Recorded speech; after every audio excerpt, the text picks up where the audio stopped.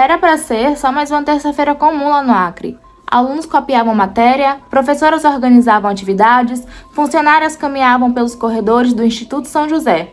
Até que, às 1h50 da tarde, os primeiros disparos ecoaram pela escola. Em poucos segundos, o desespero tomou conta do prédio. Crianças correram, algumas choravam, outras tentavam se esconder em salas de aula. E no meio daquele caos, uma adolescente de apenas 13 anos segurava uma pistola calibre 380. Duas mulheres morreram ali mesmo. O Brasil inteiro parou para tentar entender uma única pergunta: como um menino de 13 anos chegou a esse ponto? Oi, eu sou Vitória Moura e se você gosta de casos criminais, histórias reais e mistérios que parecem nunca ter fim, então pode deixar o like e se inscrever, porque esse canal eu criei para você.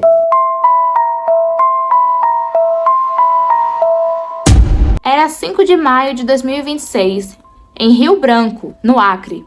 O relógio se aproximava das 2 da tarde, no Instituto São José, uma escola conhecida na cidade por sua tradição e ambiente familiar. Era um dia aparentemente comum. Alguns alunos voltavam do intervalo, outros terminavam atividades em sala. Funcionárias organizavam documentos e professores conversavam nos corredores. O som predominante era o mesmo de qualquer escola. Cadeiras arrastando, crianças conversando, passos pelos corredores, ventiladores ligados tentando aliviar o calor daquela região. Nada parecia fora do normal, até que um adolescente de 13 anos entrou armado dentro da escola. Segundo a polícia, ele carregava uma pistola que pertencia ao seu padrasto. E o mais assustador, ele não precisou invadir o colégio, não precisou arrombar portões, não precisou esconder o rosto, porque ele era aluno dali. Ele conhecia os corredores, conhecia os horários, conhecia os funcionários, conhecia exatamente como a escola funcionava. Testemunhas disseram que os primeiros disparos aconteceram próximos à área administrativa da escola. No início, muitos alunos não entenderam o que estava acontecendo. Alguns acharam que era algo que havia caído pelos corredores, era barulho de obra ou qualquer outra coisa, menos um tiroteio. Mas então vieram os gritos e tudo mudou em segundos ali. Uma estudante contou que viu pessoas correndo desesperadas pelos corredores. Outra testemunha disse que alunos começaram a bater nas portas das salas, tentando se esconder. Professores mandavam crianças se abaixarem. Alguns estudantes correram para os banheiros. Outros tentaram fugir pulando muros laterais da escola. O pânico tomou conta do prédio inteiro. E aí os relatos da mídia contam que tudo aconteceu muito rápido. Ele praticamente entrou, sacou e saiu atirando em todo mundo. Foi tão rápido que não teve tempo de uma reação mais precisa das pessoas. Todo mundo que estava ali, que ouvia os tiros, só sabia correr pro banheiro e se esconder debaixo da mesa, tentar trancar as portas daquela escola. Teve um funcionário de um hotel que fica próximo à escola que falou que a gritaria foi muito grande e ele conseguia ouvir muito fácil e muito alto os disparos ali naquela escola. E enquanto esse menino estava fazendo disparos, tinham alunos que estavam com os celulares e ao mesmo tempo estavam mandando mensagem já para os pais. Pai, mãe, tá tendo um tiroteio aqui na escola, vem aqui, liga pra polícia, façam alguma coisa, enquanto estavam debaixo das mesas, debaixo das portas, tentando se esconder da forma que conseguiam. Aonde os alunos entravam, eles tentavam de alguma forma trancar as portas para não deixar esse atirador entrar. E algumas pessoas sabiam quem era esse menino e outras não, mas como ouviam os disparos, nem queriam saber quem era, só queriam se esconder, porque o terror foi absoluto naquele momento, naquela escola. E aí também eu achei aquele instinto protetor, né? Tanto dos pais quanto das próprias crianças que estavam ali, dos adolescentes que estavam ali. Muitos pais chegaram até a escola antes mesmo da polícia. Enquanto os alunos estavam lá abaixados, se escondendo, eles não ligaram primeiro para a polícia, eles ligaram primeiro para os pais deles. Mãe, pai, vem me socorrer. E aí os pais, obviamente, entraram em contato com a polícia, foram lá, as pessoas ao redor que viram toda a situação, assim como o porteiro desse hotel, recepcionista parece, desse hotel, ligou também para a polícia. E aí o caos se instaurou instantaneamente. E em questão de minutos, na frente da escola já tinham milhões de pais, dezenas de carros de polícias, SAMU, tudo tava lá. E também a mídia inteira foi pra lá, pra frente da escola, né? Pra noticiar esse caso. E foi tudo tão rápido, que enquanto tava tudo acontecendo ali, A gente de fora do Acre, todo mundo do Brasil já sabia o que estava acontecendo, porque foi tudo noticiado muito, muito rápido. Enquanto os pais esperavam do lado de fora da escola, todo o caos ainda estava acontecendo na escola e todo mundo do Brasil conseguia ver isso. E aí, quando a polícia conseguiu adentrar a escola para tentar conter a situação, já era tarde demais, porque 2 professoras morreram ali no local e também tinham outras pessoas que ficaram gravemente feridas. E quando eles foram ver quem era o responsável por todo aquele caos, toda aquela situação, viram que era apenas um aluno de 13 anos de idade que ninguém desconfiava de nada. Um aluno normal, só que carregava consigo uma pistola e um plano. Enquanto alunos ainda tentavam entender o caos que havia tomado conta da escola, a notícia mais dolorosa começou a se espalhar pelos corredores do Instituto São José. 2 funcionárias haviam sido mortas naquele ataque. Os nomes delas eram Raquel Salles Feitosa e Alzenir Pereira da Silva. 2 mulheres comuns, 2 trabalhadoras, 2 pessoas que haviam acordado naquela manhã acreditando que seria apenas mais um dia de trabalho, mas que jamais voltariam para casa. Raquel era descrita por colegas como uma mulher extremamente calma, educada e acolhedora. Segundo relatos publicados pela imprensa local, ela era conhecida por tratar os alunos com carinho quase maternal. Alguns estudantes disseram que ela ajudava crianças quando passavam mal, conversava com alunos tristes e fazia questão de conhecer muitos pelos nomes. Na rotina escolar, Raquel era uma presença constante nos corredores do Instituto São José. Ela fazia parte daquelas pessoas que mantêm a escola funcionando silenciosamente, organizando, orientando, ajudando, resolvendo problemas, acolhendo as crianças. E talvez por isso a morte dela tenha causado um impacto tão profundo na comunidade escolar, porque não era apenas uma funcionária, era alguém que fazia parte da memória afetiva de centenas de alunos. Após o ataque, homenagens começaram a surgir nas redes sociais. Ex-alunos escreveram mensagens dizendo: "Ela sempre cuidou da gente. Era impossível não gostar dela. Ela tratava todos como filhos." A própria escola divulgou uma nota emocionada, afirmando que Raquel deixou memórias eternas dentro da instituição. Mas existe algo ainda mais cruel em tragédias assim. Porque enquanto o país inteiro discute o criminoso, as vítimas muitas vezes acabam reduzidas apenas a números. E por trás daquele nome existia uma família, amigos, rotina, sonhos, planos, pessoas esperando ela voltar para casa no fim do dia. Infelizmente, aquilo não aconteceu. A segunda vítima foi Alzenir Pereira da Silva. Assim como Raquel, Alzenir também era muito conhecida dentro da escola. Colegas disseram que ela era uma mulher dedicada e extremamente querida pelos estudantes. Muitos alunos lembravam dela como alguém sempre presente no cotidiano escolar, organizando atividades, ajudando os funcionários, conversando com os estudantes pelos corredores. Pessoas próximas relataram que Alzenir tinha um perfil tranquilo e trabalhava havia anos no ambiente escolar. E foi justamente isso que tornou tudo ainda mais devastador, porque o ataque aconteceu em um lugar que deveria representar segurança, um lugar associado à infância, ao aprendizado e à proteção. Nas horas seguintes, o governo do Acre decretou luto oficial. Missas, homenagens e mensagens começaram a tomar conta das redes sociais. Moradores do Rio Branco deixaram flores em frente ao Instituto São José. Velas foram acesas. Cartazes escritos à mão diziam: "A escola deveria ser um lugar seguro. Nunca esqueceremos vocês." A tragédia rapidamente ultrapassou o Acre. O caso passou a ser noticiado em todo o Brasil e até internacionalmente, porque o país inteiro tentava entender como 2 mulheres que simplesmente estavam trabalhando acabaram se tornando vítimas de um massacre escolar. Gente, é louco pensar como essas coisas acontecem numa rapidez sem igual e principalmente ouvindo os relatos das pessoas que vivenciaram tudo isso. Tipo, em questão de segundos, elas estavam apenas caminhando pelos corredores. E assim, elas já estavam debaixo das mesas, se escondendo. Sabe lá Deus o que eles não entendiam ainda, não sabiam o que era que estava acontecendo. Uma estudante chegou até a contar que no momento dos disparos, eles estavam na sala de aula. E eles pensaram que, os alunos no caso, né, pensaram que fosse apenas bombas explodindo, fogo de artifício, ou então alguma coisa caindo forte no corredor. Só que aí, quando os professores começaram a ouvir a gritaria, e começaram a perceber a movimentação, todo mundo correndo com medo pelos corredores. Eles automaticamente trancaram as portas e falaram: pessoal, se abaixa, é tiro. E todos os alunos correram para debaixo das cadeiras, deitaram no chão e começaram a rezar, né, pedindo pelas suas vidas. Eu não consigo nem imaginar como foi essa sensação, porque, meu Deus, meu Deus. Aí tem uns casos que a gente tem que respirar assim, né, pra poder contar. Eu já tô aqui com minha garganta arranhando, porque a gente começa a ouvir os áudios de alguns alunos que enviaram pros seus pais pedidos de socorro. E é louco pensar, porque as entrevistas que muitas pessoas deram depois contam como foi o desespero. Tinha aluno pulando o muro, tinha aluno trancando a porta do banheiro, tinha aluno meio que fazendo barricadas com mesas no meio desse desespero todo. E naquele momento eles só conseguiam pensar: meu Deus, eu tenho que falar com meus pais pra me tirar daqui. E tipo assim,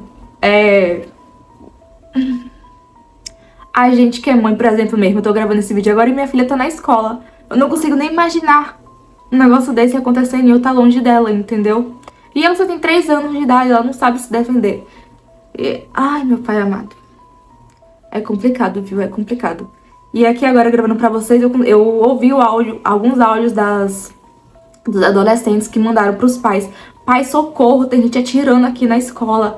Tem um menino aqui na escola atirando pra tudo que é lado. Pai, por favor, me salva. Pai, por favor, vem me socorrer. É louco pensar no que essas crianças, no que esses funcionários, professores, todo mundo passou nesse momento lá naquela instituição lá no Acre. É de cortar o coração. E aí, nesse momento em que muitos pais seguem em direção à escola e começam a chegar perto da região onde fica o instituto, eles começam a ver a gritaria, o caos generalizado. Crianças vindo na direção deles, nem quando eles estão tentando entrar na escola, as crianças estão fugindo da escola. E algumas estão sangrando, tipo assim, os pais sem saber: cadê meu filho? Meu filho tá vivo, será que meu filho tá bem? Será que meu filho tá protegido? Foi um caos completamente gigantesco. E nisso tinha muitas crianças que estavam sem reação, que o pessoal perguntava: onde tá esse menino? Onde é que ele tá? E a criança ficava quieta, a criança não sabia falar, tinha esquecido como é que se fala. Tinha muitas crianças que entrou em estado de choque. E além das 2 mortes, outras 2 pessoas também ficaram bastante feridas. Entre elas, uma menina de 11 anos que foi atingida na perna e uma outra funcionária que também foi atendida às pressas e levada para o hospital. E os nomes dos outros feridos não foram divulgados oficialmente na mídia, justamente por questão de segurança, né? E isso também meio que não ajudou muito o caos naquele momento, porque os pais não sabiam se os filhos deles já estavam no hospital, se tinham sido feridos, se ainda estavam escondidos em algum local da escola. Então, foi lastimável tudo o que aconteceu. Muitas daquelas crianças presenciaram cenas que provavelmente jamais esquecerão.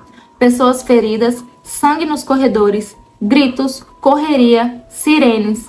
Especialistas explicam que crianças expostas a ataques violentos podem desenvolver medo extremo, dificuldades para voltar à escola, ansiedade, pesadelos, síndrome do pânico e estresse pós-traumático. Por isso, após o ataque, equipes psicológicas foram enviadas para atender estudantes e funcionários sobreviventes. Segundo a polícia, o adolescente foi rapidamente contido após os disparos, mas mesmo com o ataque encerrado, o impacto psicológico já estava feito, porque massacres escolares não terminam quando os tiros acabam. Eles continuam na memória dos sobreviventes, no trauma das famílias, no medo dos estudantes e nas perguntas que ficaram sem respostas. Como um menino de 13 anos chegou a esse ponto? E o mais assustador ainda, será que existiam sinais antes dessa tragédia? E aí, depois que o ataque terminou, que foi noticiado, que estava o Brasil inteiro sabendo o que tinha acontecido no Acre, a gente queria saber, acho que a principal pergunta, né? Quem diabos era esse menino? Quem era esse menino? Porque quando a gente pensa assim em massacres escolares, alguma coisa assim, a gente pensa em pessoas mais velhas, né? Que possuam armas, que tenham acesso a elas de forma mais fácil. E não apenas em um adolescente de 13 anos. Porque aquele menino, provavelmente, poucas horas antes, estava sentado ali na sala de aula como qualquer outro aluno. Então ninguém desconfiava dele. E eu acho que justamente por isso esse caso chocou tanto todo mundo. Por ele ser menor de idade, a identidade dele não foi divulgada oficialmente pela polícia. O Estatuto da Criança e do Adolescente impede a divulgação pública do nome, do rosto e de informações pessoais detalhadas. mas as investigações revelaram alguns pontos importantes. Segundo a Polícia Civil, ele era aluno do próprio Instituto São José, conhecia a rotina da escola, tinha acesso fácil aos corredores e utilizou uma pistola pertencente ao padrasto. E esse detalhe muda completamente a forma como o ataque aconteceu, porque ele não precisou forçar a entrada, não precisou esconder a sua identidade. Ele simplesmente entrou como qualquer estudante entrando para mais um dia de aula. E aí, como os dias se passaram, os colegas dele começaram a relatar como era o comportamento dele frequentando a escola. Alguns disseram que ele era reservado, outros disseram que ele tinha problemas com socialização, não gostava de participar das coisas em grupo, sempre ficava na dele, tipo assim, escondido, não queria participar de nada, de nenhuma atividade grupal. Era aquele garoto completamente antissocial. E aí com esses relatos dos estudantes, começou a teoria de que esse menino sofria bullying na escola.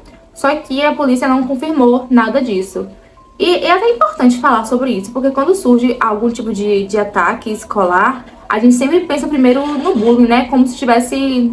Não é nem como se tivesse, mas como se fosse a explicação mais plausível pra justificar a reação completamente brutal, né? Desses adolescentes que cometem crimes nas escolas. Mas especialistas alertam que ataques escolares normalmente acontecem por uma combinação de fatores: sofrimento emocional, isolamento, influência online, acesso a armas, consumo de conteúdos violentos, problemas psicológicos e desejos de notoriedade. Raramente existe apenas um motivo. A polícia também apreendeu todo tipo de material eletrônico que esse garoto tinha. Eles analisaram todas as conversas que ele tinha, todos os grupos que ele tinha, que ele participava, se ele jogava algum tipo de jogo violento, se ele participava de algum tipo de fórum extremista. Eles analisaram absolutamente tudo. Justamente porque nos últimos anos, diversos ataques escolares ao redor do mundo tiveram muita ligação com fóruns violentos na internet. E esses espaços eram onde os adolescentes compartilhavam ódio, glorificavam massacres, trocavam imagens de violência e incentivavam vários e vários ataques. E em alguns desses grupos, autores de massacres anteriores são tratados como ídolos, como é o caso do massacre da escola de Columbine. E isso preocupa especialistas no mundo inteiro. E foi justamente nessa linha de raciocínio que os investigadores seguiram. Porque quando a pessoa está se sentindo isolada, quando a pessoa não quer se socializar com outras pessoas, que ela quer ficar só no mundinho dela, ela começa a acabar procurando coisas na internet relacionadas ao que ela está sentindo. Se a pessoa está se sentindo solitária, se a pessoa está se sentindo depressiva, ela começa, de alguma forma, a entrar só em ambientes que também sentem a mesma coisa que ela. Isso é muito preocupante, porque quanto mais conteúdo desse tipo a pessoa consome, mais ela vai achar normal os tipos de violências que são tratados nesses fóruns, nesses grupos, nessas conversas online que eles têm. Então, ou seja, o jovem começa a perder a percepção real das consequências humanas daquilo. Massacres passam a ser vistos como vingança, demonstração de poder ou forma de chamar a atenção. E em vários casos internacionais, os autores estudaram ataques anteriores antes de agir. E também existe um outro ponto central nessa história, né? A arma. Segundo a polícia, a pistola usada no ataque pertencia ao padrasto do adolescente. E isso levantou uma discussão nacional extremamente séria. Como um menino de 13 anos conseguiu acessar uma arma carregada, especialistas em segurança afirmam que as armas em casa com menores deveriam permanecer descarregadas, trancadas e armazenadas separadamente da munição, porque em muitos ataques envolvendo adolescentes, a arma utilizada pertence à própria família. E o caso do Acre reacendeu esse debate em todo o Brasil. Gente, esse ponto é uma coisa que, tipo assim, não deveria nem ser debatido, porque é algo lógico. Se tem criança em casa, a arma sempre tem que estar completamente fora do alcance dessa criança ou desse adolescente. Quem me acompanha no Instagram sabe que o meu marido é servidor público, então obviamente, além de ser servidor público, ele é da segurança pública, né? Então obviamente nós temos armas em casa. Só que fica completamente fora do alcance da nossa filha, ela só tem 3 anos de idade. E ainda assim, no momento em que ela vê o material, a gente conversa com ela, fique longe, não toque, não pegue, machuca, faz mal. A gente fala, dói muito forte, a gente conversa com ela sempre que ela vê, porque nunca fica acessível a ela, entendeu? Isso aqui mesmo é apenas um quadro. Acho que é de plástico que tem ali dentro, mas é apenas um quadro. Porque as armas mesmo ficam completamente fora do alcance dela. E isso deveria ser algo claro para todo mundo que é da segurança pública, né? Como é que vai deixar algo fácil e acessível a pessoas que não têm uma consciência formada direito? Porque, de um certo modo, a gente até entende que em alguns jovens vai gerar a curiosidade, né? Ai, deixa eu ver como é que é. Ai, deixa eu tocar. Pode querer pegar para mostrar para um amigo. É louco. Então sempre tem que estar fora do alcance dos jovens quando forem ter armas dentro de casa. Após o ataque, o adolescente foi apreendido pelas autoridades. Por ser menor de idade, ele foi encaminhado para as medidas socioeducativas previstas pela legislação brasileira. A polícia também passou a investigar a responsabilidade dos responsáveis legais pela arma. E enquanto a investigação seguia, o Brasil inteiro tentava entender uma pergunta extremamente difícil. Esse ataque poderia ter sido evitado? Porque talvez os sinais estivessem ali antes. Na internet, no comportamento, no isolamento, nas mudanças emocionais daquele garoto. Mas ninguém percebeu a tempo. Bom, mesmo sem esse garoto falar o verdadeiro motivo pelo qual ele foi levado a cometer isso, todo mundo atribuiu sua atitude a sofrer bullying. O que pra mim é completamente injustificável. Ele tirou vidas de outras pessoas por conta disso. Não justifica. Não justifica nada. Ah, mas Vitória, tu não sabe o que é que esse menino passava na escola pra tá falando que a atitude dele não justifica. Sim, eu não sei o que é que ele passava na escola, mas eu sei que existiam outras saídas do problema dele ser resolvido sem que ele precisasse fazer tudo isso, entendeu? Especialistas afirmam que as escolas precisam ir além da segurança física das crianças, porque detectar sofrimento emocional pode ser tão importante quanto detectar armas. Após o massacre, educadores passaram a discutir apoio psicológico contínuo, treinamento de professores, canais anônimos de denúncia, monitoramento de ameaças online e programas anti-bullying. Em vários países, escolas começaram a criar equipes específicas para identificar comportamentos de risco antes que eles evoluam para a violência. Porque muitas vezes os ataques são planejados silenciosamente e em alguns autores chegam a dar sinais indiretos antes da tragédia. Frases preocupantes soltadas do nada, desenhos violentos, pesquisas suspeitas ou comentários sobre massacres anteriores. Mas existe uma consequência que nem sempre recebe atenção suficiente: o impacto psicológico nos alunos sobreviventes. Depois do ataque, muitas crianças relataram medo de voltar às aulas, crises de ansiedade, medo até de qualquer barulho alto. Especialistas explicam que crianças expostas à violência extrema podem desenvolver muitos estresses pós-traumáticos, porque para elas a escola deixou de parecer um lugar completamente seguro. E obviamente que as mortes dessas funcionárias do Instituto São José foram o mais impactante, mas também as consequências que essas crianças vão carregar também é lastimável, porque vão ser para a vida toda. E após esse massacre, o Brasil inteiro ficou em alerta, porque esse tipo de coisa não acontece só em cidades grandes, não acontece só em escolas famosas, não acontece só com pessoas famosas, entendeu? Pode acontecer aqui no bairro da esquina da nossa casa. E isso é muito maluco, pensar nisso, velho. Porque antes do ataque, o Instituto São José era apenas uma escola que vivia sua rotina normal. E isso é algo muito assustador, porque faz a gente pensar que a qualquer momento pode ser a nossa comunidade sendo invadida, pode ser o colégio do nosso filho sendo atacado, entendeu? Foi o que eu falei com vocês no começo do vídeo. Tipo, minha filha tá agora na escola, do nada alguém pode entrar lá e querer matar todo mundo também. Então a sensação de insegurança parece que é contínua nas nossas vidas. É louco. Na manhã de 5 de maio de 2026, Raquel Salles Feitosa e Alzenir Pereira da Silva acordaram como em qualquer outro dia. Provavelmente tomaram café, arrumaram suas coisas, saíram de casa acreditando que voltariam no final da tarde. Mas não voltaram, porque dentro daqueles corredores, em um lugar que deveria representar proteção, infância e aprendizado, as duas tiveram suas vidas interrompidas de forma brutal. E talvez essa seja a parte mais dolorosa de toda essa história. Porque enquanto o país inteiro tenta entender o adolescente responsável pelo ataque, 2 mulheres perderam seus futuros, seus sonhos, suas famílias e todos os dias que ainda deveriam viver. Raquel e Alzenir não eram apenas nomes nas manchetes, eram pessoas reais, tinham histórias, rotinas, pessoas que as amavam, alunos que conviviam com elas todos os dias. E agora, tudo o que restou foram lembranças. Os corredores do Instituto São José nunca mais serão os mesmos, porque para muitos alunos, aquele lugar sempre carregará a memória dos gritos, da correria, do medo e principalmente da perda.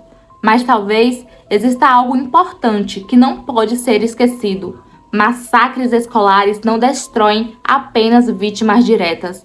Eles deixam marcas invisíveis em crianças, professores, pais, amigos e comunidades inteiras. E enquanto o tempo passa, o Brasil continua tentando encontrar respostas para impedir que histórias como essa se repitam. Porque escolas deveriam ser lugares onde vidas são construídas, nunca onde elas terminam. Que Raquel Salles Feitosa e Alzenir Pereira da Silva jamais sejam lembradas apenas como vítimas de uma tragédia, mas como mulheres que fizeram parte da vida de centenas de alunos e deixaram marcas que a violência nunca poderá apagar. E esse, infelizmente, foi o caso de hoje. A gente que é mãe, a gente que é pai, a gente só consegue pensar nos nossos filhos, né? Que frequentam ambientes em que a gente confia, pelo menos a gente deveria confiar, mas ao mesmo tempo tudo se torna tão imprevisível que o que a gente quer mesmo fazer é deixar eles dentro de casa, dentro de um potinho e falar: não, fica aqui, não vai pro mundo, lá é perigoso demais pra você estar. Mas a gente não pode fazer isso, né? E é isso. Esse foi o caso de hoje. Deixa o like, se inscreva no canal e amanhã eu volto com mais um caso pra vocês.